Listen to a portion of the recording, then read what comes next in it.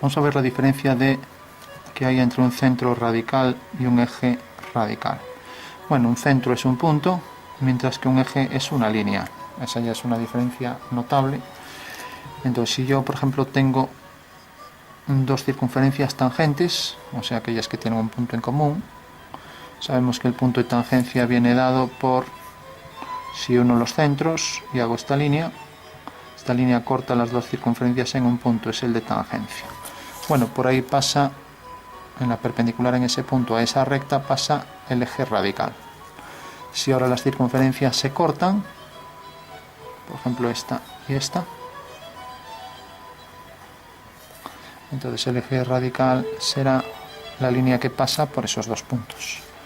Por último, si las dos rectas no se cortan, por ejemplo esta y por ejemplo esta, para saber el eje radical lo único que haré será una circunferencia que corte a ambas, una cualquiera, con cualquier medida, por ejemplo esta, y las corto de manera que esa circunferencia corte a ambas. Entonces hay aquí 4 puntos de intersección. Hago por esos 4 puntos, por este par de puntos una recta y por este par de puntos otra recta. Aquí tengo un punto de intersección y uno el centro de esta circunferencia con el centro de esta, y tengo aquí una línea que llamaremos A. Lo que hago es desde el punto I una perpendicular a la recta A. Bueno, pues ese es el eje radical. Bueno, como vemos está más cerca siempre de la más grande. Entonces, ¿para qué sirve un eje radical? Que sirve para hacer muchos ejercicios de tangencia. Bueno, pues lo vemos aquí mismo. El eje radical tiene una propiedad y es que desde cualquier punto del eje, si hago una tangente a esta circunferencia,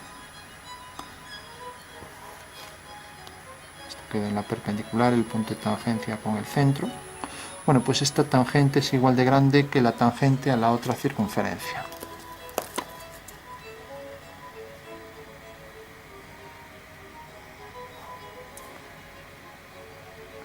Pues esta tangente t sub 1 es igual a t sub 2. O sea que en realidad esta medida siempre es igual a esta.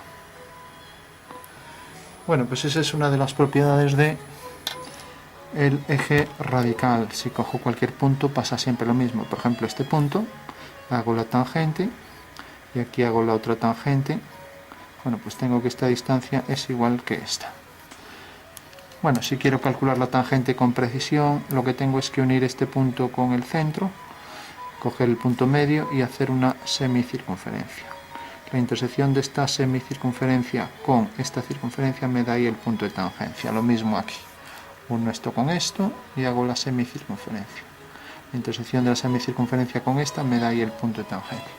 Bueno, por último, ¿qué sería el centro radical? Vemos que esta propiedad también va a ser válida para el centro radical. Lo que pasa es que el centro radical es un único punto, mientras que esto está formado por infinitos puntos. Cojamos otra circunferencia cualquiera, por ejemplo esta.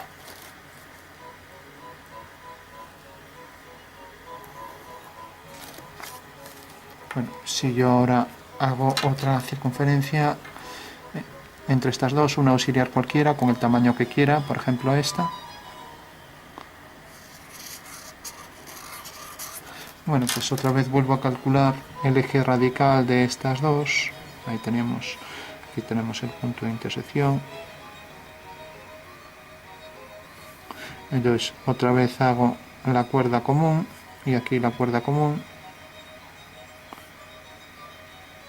Y ahora cogí el centro y el centro de esta y los unía. Entonces por el punto de intersección hacía una perpendicular.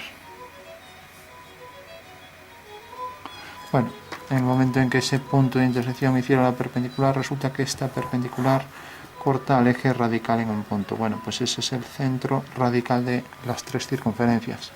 En realidad el centro radical es la intersección de tres ejes radicales, de dos ejes radicales, ya que un punto es la intersección de dos rectas.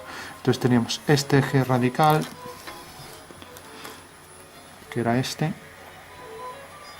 y este eje radical. La intersección de ambos me da el centro radical, que es este punto. Y siguiendo, como esta tenía la propiedad que todas las tangentes eran iguales, y esta también lo tiene, eso quiere decir que este punto, desde este punto puedo hacer a las tres circunferencias tangentes iguales. O sea que en realidad si hago una tangente a esta circunferencia, pues esta tangente es igual que esta tangente y es igual que esta tangente, desde el centro radical. O sea, estas tres tangentes son iguales.